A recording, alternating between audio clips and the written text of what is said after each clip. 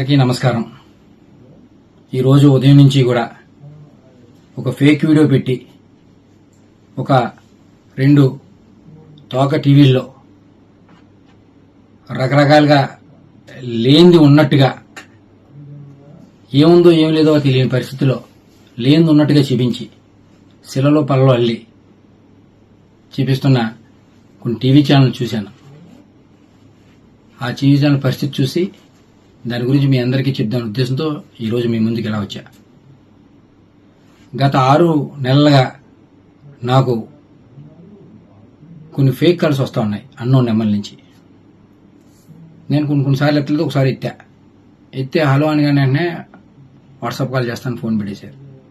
WhatsApp call చేయడంతోనే నేను ఎత్తిన వెంటనే మీ వీడియో నా దగ్గర ఉంది, మీరు మర్యాదగా మాకు డబ్బులు ఇవ్వండి, ఇవ్వకపోతే ఆ వీడియో బయట పెడతాం అని చెప్తే, ఏం చేసుకుంటే చేసుకో, ఏ వీడియో నా దగ్గర ఏమి ఉండదు, మీ దగ్గర అది అటువంటి వీడియోలు ఏమి ఉండవు, మీరు ఏం చేసుకుంటే చేసుకోండి నేను చెప్పాను. చెప్తే వెంటనే ఒక వీడియో పెట్టి వాట్సాప్లో నేను చూస్తాను మళ్ళీ డిలీట్ చేశాడు. తీరా ఆ వీడియో చూస్తే ఒక ఫంక్షన్లో ఒక ఫ్రెండ్ తాలూకా వాళ్ళ అబ్బాయి పుట్టినరోజు అయితే విషయం చెప్పమని వీడియో కాల్ చేస్తే ఆ వీడియో కాల్లో విషయం చెప్పాను. దాన్ని కొంచెం వీడియో కట్ చేసి దానికి ప్రైవేట్ పార్ట్లు యాడ్ చేసి ఫేక్ వీడియో తయారు చేసి నన్ను బ్లాక్మెయిల్ చేసి తద్వారా వాళ్ళు డబ్బులు గుంజుదామని ప్రయత్నం చేశారు. చాలాసార్లు ప్రయత్నం చేశారు, ఎన్నో రకాలుగా థ్రెట్ చేశారు. నేను ఎక్కడ కూడా, ఎందుకంటే నేను తప్పు చేయలేదు, నా అటువంటి వీడియో లేవు కాబట్టి నేను ధైర్యంగా మీరు ఏం చేసుకుంటారో చేసుకున్నాను. అలా చాలాసార్లు చేసి ఇంకా ఎటు నేను లొంగపోవడంతో ఒకసారి ఫోన్ చేసి, సరే ఏదో తప్పు జరిగిందండి, ఇంకెప్పుడు ఇటువంటి చెయ్యం, మీరు మాకు కొంచెం హెల్ప్ చేయండి, ఇక్కడతో ఇది వదిలేస్తాం, ఏదో తప్పు రేటో చేసాం, మాకు మా వాళ్ళకి బాగాలేదు, హాస్పిటల్లో ఉన్నారని సాయం చేయమంటే డబ్బులు సాయం చేశాను. ఒకసారి పెళ్ళి అంటే సాయం చేశాను, ఒకసారి ఎవరో చనిపోయారంటే సాయం చేశాను, మానవత దృక్పథంతో చేశాను. అలాగే అది ఆసరాగా తీసుకుని వాళ్ళు మళ్ళీ నన్ను పెద్దగా డబ్బులు అడగడం మొదలెట్టారు, మళ్ళీ బ్లాక్మెయిల్ చేయడం మొదలెట్టారు. డబ్బులు ఇస్తారా, నేను వీడియో బయటమా, లేదా మీ ప్రత్యర్థులకి ఇస్తే మాకు చాలా డబ్బులు వస్తాయి అని నన్ను బ్లాక్మెయిల్ చేయడం మొదలెట్టారు. నేను ఎటువంటి నాకు సంబంధం లేనివాడిని, మీకెందుకు డబ్బులు ఇవ్వాలి, నేను డబ్బులు ఇవ్వను, మీరు ఏం చేసుకుంటారో చేసుకోండి, అవి కూడా మానవతా దృక్పథంతో మీరు అడిగారు కాబట్టి మీకు ఇచ్చా, నేను మాత్రం ఇచ్చే పరిస్థితి లేదని చెప్పడంతో సరే అయితే మీ రాజకీయ ప్రత్యర్థులకు ఇచ్చుకుంటామని వెళ్ళిపోయారు. అలా కొన్ని రోజులు నాకు మెసేజ్లు పెట్టారు, చాలా నెల రోజుల వరకు పెట్టారు.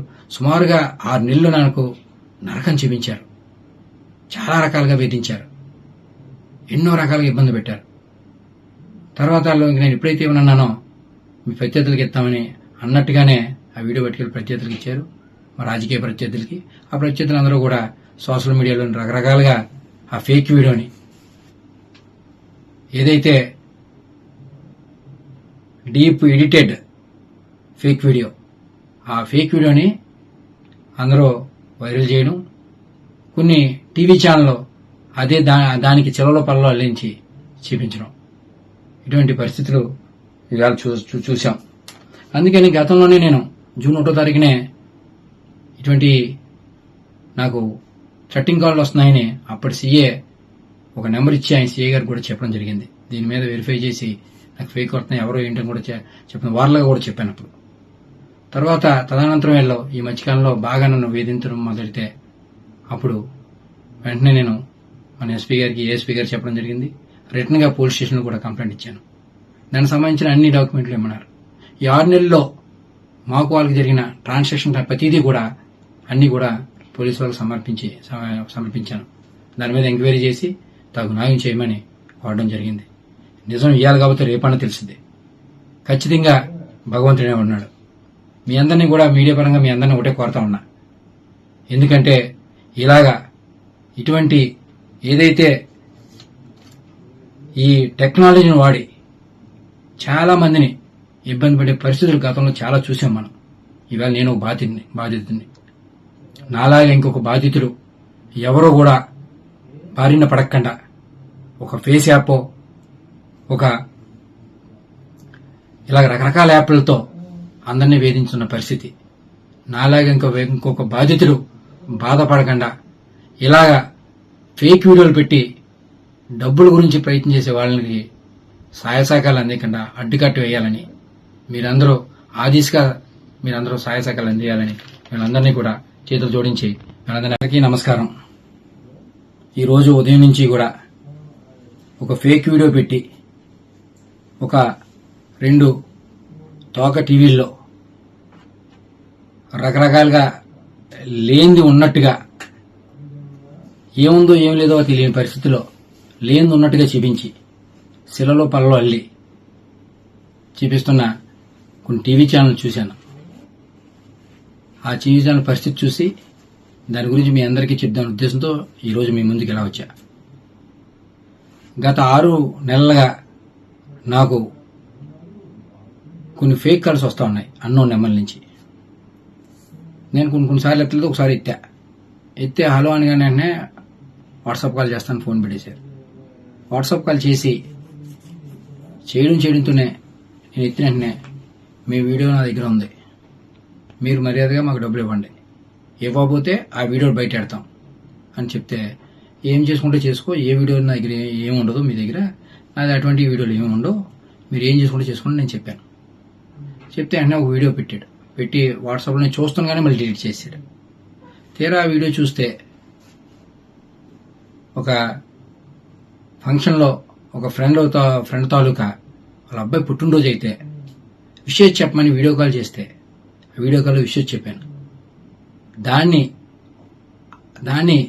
కొంచెం వీడియో కట్ చేసి దానికి ప్రైవేట్ పార్ట్లు యాడ్ చేసి ఫేక్ వీడియో తయారు చేసి నన్ను బ్లాక్మెయిల్ చేసి తద్వారా వాళ్ళు డబ్బులు గుంజుదామని ప్రయత్నం చేశారు. చాలాసార్లు ప్రయత్నం చేశారు, ఎన్నో రకాలుగా థ్రెట్ చేశారు. నేను ఎక్కడ కూడా, ఎందుకంటే నేను తప్పు చేయలేదు, నా అటువంటి వీడియో లేవు కాబట్టి నేను ధైర్యంగా మీరు ఏం చేసుకుంటారంటే చేసుకున్నాను. అలా చాలాసార్లు చేసి ఇంకా ఎటు నేను లొంగపోవడంతో ఒకసారి ఫోన్ చేసి, సరే ఏదో తప్పు జరిగిందండి, ఇంకెప్పుడు ఇటువంటి చెయ్యం, మీరు మాకు కొంచెం హెల్ప్ చేయండి, ఇక్కడతో ఇది వదిలేస్తాం, ఏదో తప్పు రేటో చేసాం, మాకు మా వాళ్ళకి బాగాలేదు, హాస్పిటల్లో ఉన్నారని సాయం చేయమంటే డబ్బులు సాయం చేశాను. ఒకసారి పెళ్ళి అంటే సాయం చేశాను, ఒకసారి ఎవరో చనిపోయారంటే సాయం చేశాను, మానవత దృక్పథంతో చేశాను.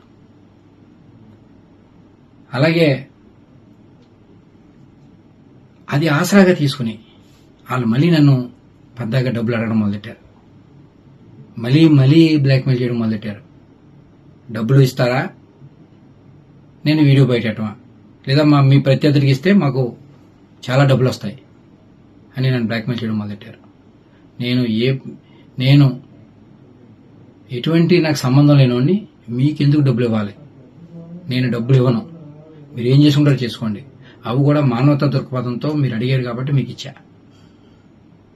నేను మాత్రం ఇచ్చే పరిస్థితి లేదని చెప్పడంతో సరే అయితే మీ రాజకీయ ప్రత్యర్థులకు ఇచ్చుకుంటామని వెళ్ళిపోయారు. అలా కొన్ని రోజులు నాకు మెసేజ్లు పెట్టారు, చాలా 1 నెల రోజుల వరకు పెట్టారు. సుమారుగా 6 నెలలు నాకు నరకం చూపించారు, చాలా రకాలుగా వేధించారు, ఎన్నో రకాలుగా ఇబ్బంది పెట్టారు. తర్వాత నేను ఎప్పుడైతే ఏమన్నానో మీ ప్రత్యర్థులకి ఇస్తామని అన్నట్టుగానే ఆ వీడియో పట్టుకెళ్ళి ప్రత్యర్థులకి ఇచ్చారు, మా రాజకీయ ప్రత్యర్థులకి. ఆ ప్రత్యర్థులందరూ కూడా సోషల్ మీడియాలో రకరకాలుగా ఆ ఫేక్ వీడియోని, ఏదైతే డీప్ ఎడిటెడ్ ఫేక్ వీడియో, ఆ ఫేక్ వీడియోని అందరూ వైరల్ చేయడం, కొన్ని టీవీ ఛానల్లో అదే దానికి చెలలో పల్లలో అల్లించి చూపించడం, ఇటువంటి పరిస్థితులు ఇవాళ చూసాం.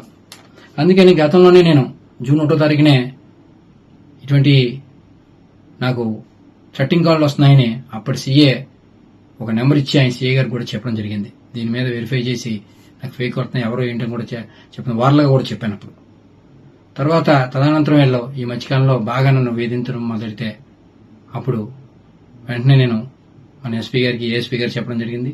రిటర్న్ గా పోలీస్ స్టేషన్లో కూడా కంప్లైంట్ ఇచ్చాను. దానికి సంబంధించిన అన్ని డాక్యుమెంట్లు ఇమ్మన్నారు.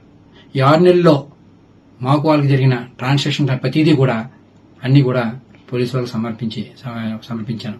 దాని మీద ఎంక్వైరీ చేసి తగు న్యాయం చేయమని కోరడం జరిగింది. నిజం ఇయ్యాలి కాబట్టి రేపన్నా తెలిసింది. ఖచ్చితంగా భగవంతుడే ఉన్నాడు. మీ అందరినీ కూడా మీడియా పరంగా మీ అందరినీ ఒకటే కోరుతా ఉన్నా. ఎందుకంటే ఇలాగా ఇటువంటి ఏదైతే ఈ టెక్నాలజీని వాడి చాలా మందిని ఇబ్బంది పడే పరిస్థితులు గతంలో చాలా చూసాం మనం. ఇవాళ నేను బాధితుడిని. నాలాగా ఇంకొక బాధితుడు ఎవరో కూడా బారిన పడకుండా ఒక ఫేస్ యాప్, ఒక ఇలాగ రకరకాల యాప్లతో అందరినీ వేధించున్న పరిస్థితి. నాలాగా ఇంకొక బాధితుడు బాధపడకుండా ఇలాగా ఫేక్ వీడియోలు పెట్టి డబ్బుల గురించి ప్రయత్నం చేసే వాళ్ళకి సహాయ సహకారాలు అందకుండా అడ్డుకట్టు వేయాలని మీరందరూ ఆ దిశగా సహాయ సహకారాలు అందియాలని వీళ్ళందరినీ కూడా చేతులు జోడించి వీళ్ళందరినీ అభ్యర్థిస్తా ఉన్నా.